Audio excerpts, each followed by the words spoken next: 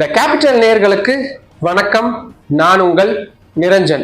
மத்திய அமைச்சரவை கூட்டத்துல சாதி வாரி கணக்கெடுப்பு நடத்துறதுக்கான ஒப்புதல் அப்படின்றது வழங்கப்பட்டிருக்கு. நிறைய செய்தி தொலைக்காட்சிகள்ல, நாளிதழ்கள்ல எல்லாத்திலும் நீங்க பார்த்திருப்பீங்க. ஆனா அதை பத்தின முழுமையான விவரம் உங்களுக்கு கிடைக்காம இருந்திருக்கும். இருக்கவே இருக்குங்க நம்மளோட த கேபிட்டல் சேனல். இந்த வீடியோவில் காஸ்ட் சென்சஸ்னா என்ன, அதுக்கு முன்னாடி சென்சஸ்னா என்ன அப்படின்ற பல விவரங்களை கொண்ட விரிவான தகவல்களை இந்த வீடியோவில் பார்க்க போறோம்.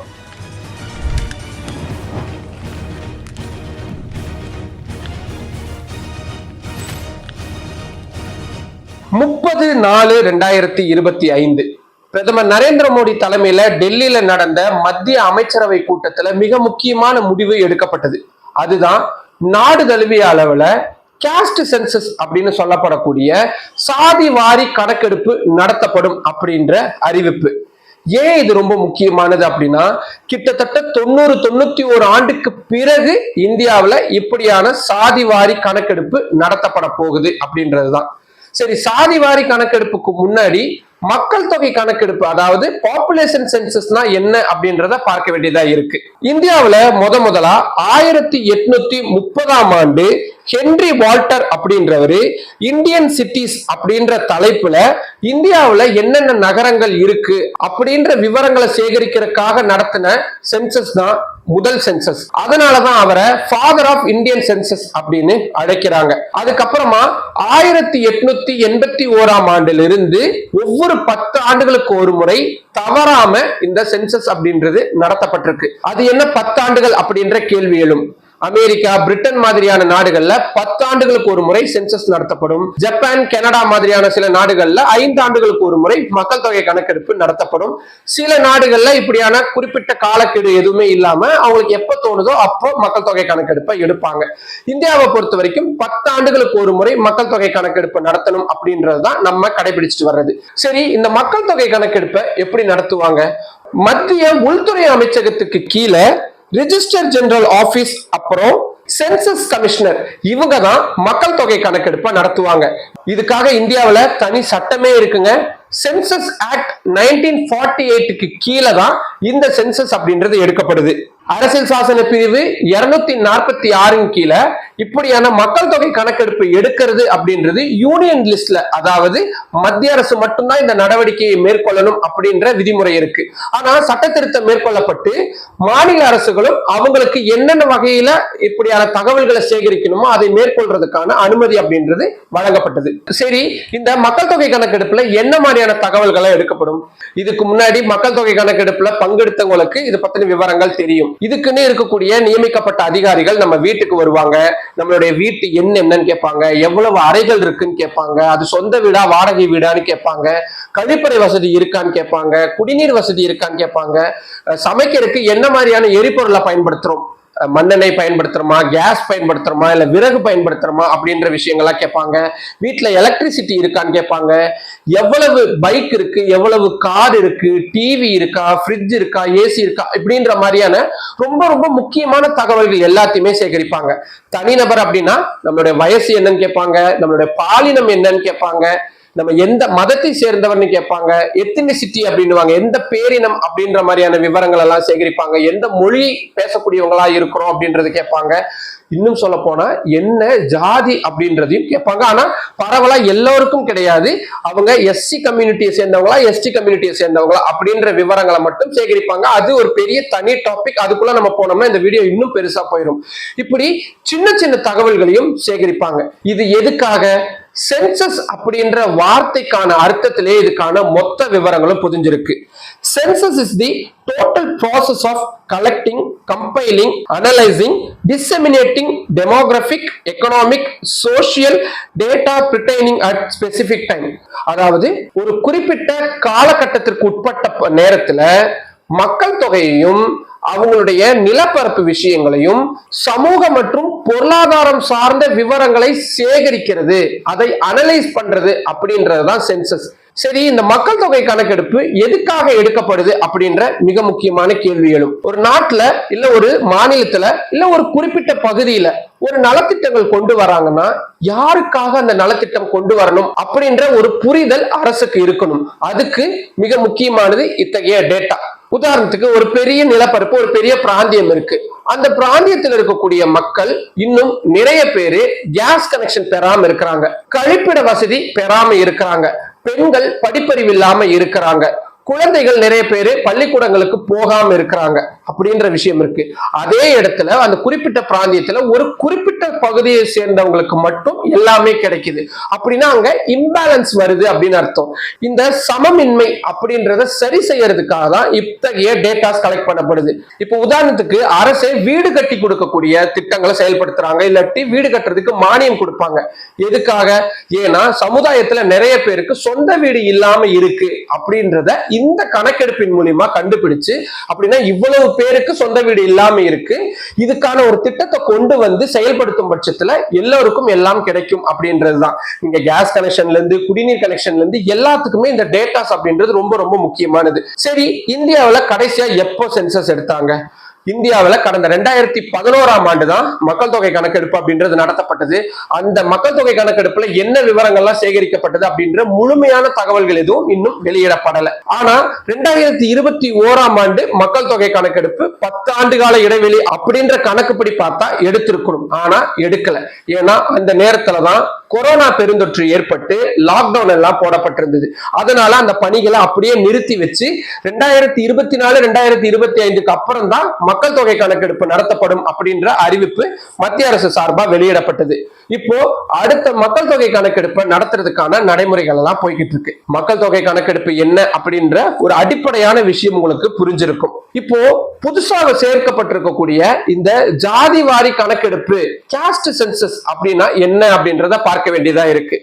காஸ்ட் சென்சஸ்னா ஒண்ணு இல்லைங்க, நம்ம ஏற்கனவே பார்த்தோம்ல, வீட்டுல எத்தனை பேர் இருக்காங்க, அவங்க ஆணா பெண்ணா, அவங்களோட வயசு என்ன, இந்த விவரங்கள்லாம் சேகரிப்பாங்க அப்படின்னு. அதே மாதிரி அவங்க எந்த ஜாதியை சேர்ந்தவங்க அப்படின்ற விவரங்களை சேகரிப்பாங்க. சரி, ஜாதியோட உட்பிரிவு எல்லாம் கேட்பாங்களா அப்படின்னா அதுக்கான கிளாரிபிகேஷன்ஸ் எதுவும் இல்லை. ஆனா அடிப்படையில பார்த்தா அவங்க எஸ்சி எஸ்டி கம்யூனிட்டியை சேர்ந்தவங்களா, ஓபிசி கம்யூனிட்டியை சேர்ந்தவங்களா, இல்ல ஜெனரல் கம்யூனிட்டியை சேர்ந்தவங்களா, அதாவது பொது பிரிவினரா, இதர பிற்படுத்தப்பட்ட பிரிவினரா, பழங்குடியினரா, தாழ்த்தப்பட்டவரா, இந்த 4 கேட்டகரிக்குள்ள இந்தியாவில் இருக்கக்கூடிய ஒவ்வொருத்தரும் நிச்சயமா ஏதாவது ஒரு பிரிவுக்குள்ள வருவாங்க. அப்படி சேகரிக்கக்கூடிய தகவல்கள் தான் ஜாதி வாரி கணக்கெடுப்பு. சரி, கடைசியா இந்தியாவில் ஜாதி வாரி கணக்கெடுப்பு எப்ப எடுக்கப்பட்டது? கடந்த 1931ஆம் ஆண்டு தான் இந்த ஜாதி வாரி கணக்கெடுப்பு அப்படின்றது இந்தியாவில் எடுக்கப்பட்டது. அதுக்கப்புறமா இது சம்பந்தமான விவரங்கள் எதுவும் பெரிய அளவில் வெளியிடப்படாமையே இருந்துட்டு இருந்த சூழல்ல ஒரு கட்டத்துக்கு அப்புறமா இந்த ஜாதிவாரி கணக்கெடுப்பு நடத்தப்படணும் அப்படின்ற குரல்கள் வலுவா எழுது. குறிப்பா சமீப ஆண்டுகளா காங்கிரஸ் கட்சியுடைய மூத்த தலைவராகவும் இப்ப மக்களவை எதிர்கட்சி தலைவராகவும் இருக்கக்கூடிய ராகுல் காந்தி ரொம்ப ரொம்ப தீவிரமா அதை கேட்டுட்டு வர தொடங்கினாரு. குறிப்பா அவர் நடத்தின ஒற்றுமை யாத்திரைன்னு சொல்லப்படக்கூடிய அந்த பாரத் ஜோடோ யாத்திரையில இத மிக பிரதானமா முன் வச்சாரு. இன்னும் சொல்ல போனா நாடாளுமன்ற தேர்தல்ல பாஜகவை அட்டாக் பண்றதுக்கு இந்த ஜாதிவாரி கணக்கெடுப்பு நடத்தப்படணும் அப்படின்ற விஷயத்தை தான் ஒரு மிகப்பெரிய ஆயுதமாகவும் அவர் பயன்படுத்தி இருந்தாரு. ஏன்னா பாரதிய ஜனதா கட்சி சமீப ஆண்டுகளா இந்த ஜாதிவாரி கணக்கெடுப்பை பெரிய அளவுல எடுக்கிறதுக்கான ஒரு ஆர்வம் காட்டாத நிலையில தான் இருந்தாங்க. ஆனா கடந்த காலங்கள்ல அவங்க அப்படி இருந்தாங்களா அப்படின்னா இல்லை. வாஜ்பாய் அவர்கள் பிரதமரா இருந்தப்பவே இந்த ஜாதிவாரி கணக்கெடுப்பை நடத்தணும் அப்படின்றதுக்கான நிறைய ஆலோசனைகள் எல்லாம் கூட நடத்தப்பட்டது. அதுக்கப்புறமா 2010ஆம் ஆண்டு மன்மோகன் சிங் பிரதமரா இருந்த போது ஜாதிவாரி கணக்கெடுப்பு நடத்தப்படலாம் அப்படின்ற ஒரு முடிவு எடுக்கப்பட்டது. ஆனா 2011ஆம் ஆண்டு நடத்தப்பட்ட மக்கள் தொகை கணக்கெடுப்புல இந்த ஜாதிவாரி கணக்கெடுப்பு நடத்தப்படல. அதுக்கப்புறமா கடந்த 2018ஆம் ஆண்டு அப்போ மத்திய உள்துறை அமைச்சராக இருந்த ராஜ்நாத் சிங் ஒரு மிக முக்கியமான அறிவிப்பை வெளியிட்டாரு. அதுதான் ஓபிசி பிரிவினர், அதாவது இதர பிற்படுத்தப்பட்டவருடைய தகவல்கள், அந்த ஜாதியினருடைய விவரங்கள் எல்லாமே சென்சஸ் மாதிரி கலெக்ட் செய்யப்படும், சேகரிக்கப்படும் அப்படின்ற ஒரு அனௌன்ஸ்மெண்ட்டை கொடுத்திருந்தாரு. ஆனா அதுக்கப்புறம் அவங்க மீண்டும் 2வது முறையா மத்தியில் ஆட்சியில் அமைஞ்சதுக்கு அப்புறமா அதை பத்தின விஷயங்களை அப்படியே அமைதியா விட்டுருந்தாங்க. 3வது முறையா ஜெயிச்சு வந்ததுக்கு அப்புறமா இப்போ இந்த ஜாதிவாரி கணக்கெடுப்பை நடத்துறது அப்படின்ற ஒரு முடிவுக்கு வந்திருக்கிறாங்க. இதுக்காக பெரிய அளவிலான மாற்றங்கள்லாம் மேற்கொள்ளணுமா அப்படின்னா தேவையில்லைங்க. மக்கள் தொகை கணக்கெடுப்பு எடுக்கும் பொழுது அதுல அந்த படிவத்துல 8வது பிரிவுல சில விஷயங்களை சேர்க்கறது மூலியமாவே இதை சுலபமா பண்ணிட முடியும். சரி, இதை எதுக்காக பண்றாங்க?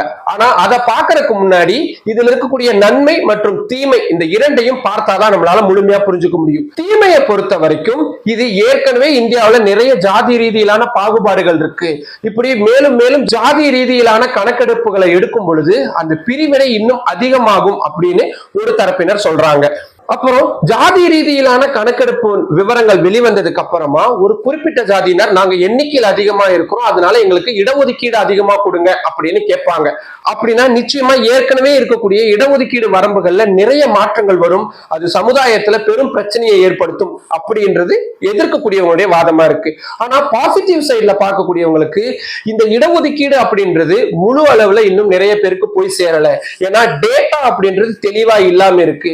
எந்த ஜாதியில் இருக்கக்கூடியவங்களுக்கு இன்னும் பெரிய அளவுல கல்வி கிடைக்காம இருக்கு, அவங்களுக்கு பொருளாதார ரீதியில எங்க பின்தங்கி இருக்காங்க அப்படின்ற விவரங்களையே நம்மளால முழுமையா சேகரிக்காம இருக்கும் பட்சத்துல அவங்களுக்கான திட்டங்களை எப்படி உருவாக்க முடியும், ரிசர்வேஷன் பாலிசியில எப்படி நிறைய மாற்றங்களை கொண்டு வர முடியும் அப்படின்ற மிக முக்கியமான பாசிட்டிவான விஷயங்களை இதுக்காக முன் வச்சாங்க. இதுல உச்சநீதிமன்றமும் கூட நிறைய முறை இந்த ஜாதி ரீதியிலான கணக்கெடுப்பு கேட்டு மனு தாக்கல் செய்யும் பொழுதெல்லாம் நீங்க முதல்ல டேட்டாவை கலெக்ட் பண்ணுங்க, டேட்டாவை கலெக்ட் பண்ணதுக்கு அப்புறமா இந்த விஷயங்கள் பத்தி போகலாம் அப்படின்ற ஒரு கிரீன் சிக்னலா கொடுத்திருந்தாங்க.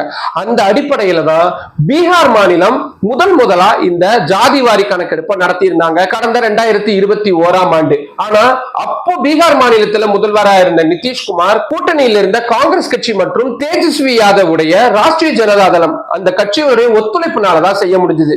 ஆனா அதுவே பாரதிய ஜனதா கட்சி வந்ததுக்கு அப்புறமா அதுல அவருடைய நிலைப்பாடுகள் கொஞ்சம் கொஞ்சம் மாறி இருந்ததை பார்க்க முடிஞ்சது.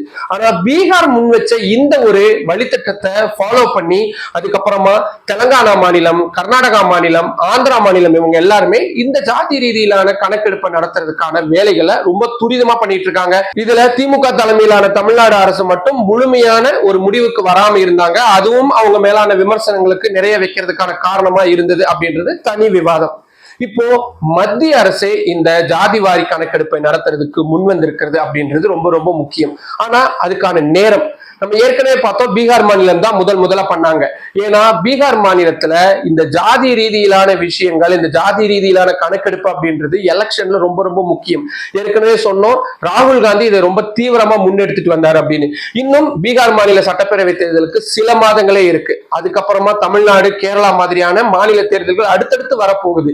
இப்போ இதை எல்லாத்தையும் சமாளிக்கணும். குறிப்பா ராகுல் காந்தி வைக்கக்கூடிய இந்த ஜாதி ரீதியிலான கணக்கெடுப்பு அப்படின்ற ஆயுதத்தை உடைக்கணும் அப்படின்னா அந்த ஆயுதத்தை நம்மளும் எடுக்கணும் அப்படின்ற முடிவுக்கு வந்திருக்கக்கூடிய பாரதிய ஜனதா கட்சி ரொம்ப தைரியமான ஒரு முடிவை எடுத்திருக்கிறாங்க. இது அவங்களுக்கு கொள்கை ரீதியில நிறைய மாறுபாடுகள், முரண்பாடுகள் கொண்ட விஷயம் அப்படின்னாலும் அடுத்தடுத்த சட்டமன்ற தேர்தல்களுடைய வெற்றியை உறுதி செய்யணும் அப்படின்றதுக்காக இந்த முடிவை எடுத்திருக்கிறாங்க. ஆனா அங்கதான் ஒரு ட்விஸ்ட் இருக்கு.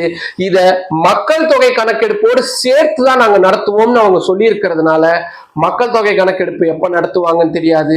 அப்படி நடத்தி முடிச்சு எப்ப இந்த காஸ்ட் சென்சஸ் சம்பந்தமான விவரங்கள்லாம் வெளிவரும்னு எதுவுமே தெரியாது. மொத்தத்துல அனௌன்ஸ்மெண்ட் பீகார் எலெக்ஷனுக்கு முன்னாடி வந்துருச்சு. இனி அதை நடைமுறையில சாத்தியப்படுத்தும் பொழுதுதான் இது எவ்வளவு தூரம் இம்பாக்ட்ஃபுல்லா இருக்க போகுது அப்படின்ற விவரங்கள் நமக்கு முழுமையா தெரியும். ரொம்ப டீட்டெயில்டான விஷயங்களை ரொம்ப எளிமையான முறையில சொல்லியிருக்கிறேன் நம்புறேன். இந்த ஜாதி ரீதியிலான கணக்கெடுப்பை பத்தி உங்களுடைய கருத்துக்கள் எதுவா இருந்தாலும் அதை கீழே கமெண்ட் பாக்ஸ்ல சொல்லுங்க. அதை தெரிஞ்சுக்கிறதுக்கு நான் ரொம்ப ஆர்வமா இருக்கிறேன். மற்றும் ஒரு வீடியோவில் சந்திக்கலாம். நன்றி. இந்த கேபிட்டல் சேனலை இன்னும் நிறைய பேர் சப்ஸ்கிரைப் பண்ணாம பார்த்துக்கிட்டு இருக்கீங்க. உங்களுடைய ஆதரவின் அடிப்படையில மட்டும்தான் இந்த சேனலை நான் ரன் பண்ணிக்கிட்டு இருக்கிறேன். ஸோ அதனால நம்மளுடைய வீடியோஸை நிறைய பேர் கொண்டு போய் சேருங்க. நம்ம சேனலை சப்ஸ்கிரைப் பண்ணுங்க, லைக் பண்ணுங்க, நிறைய கமெண்ட் பண்ணுங்க. இன்னும் அதிக அளவில் ஆதரவு தாருங்கள். நன்றி.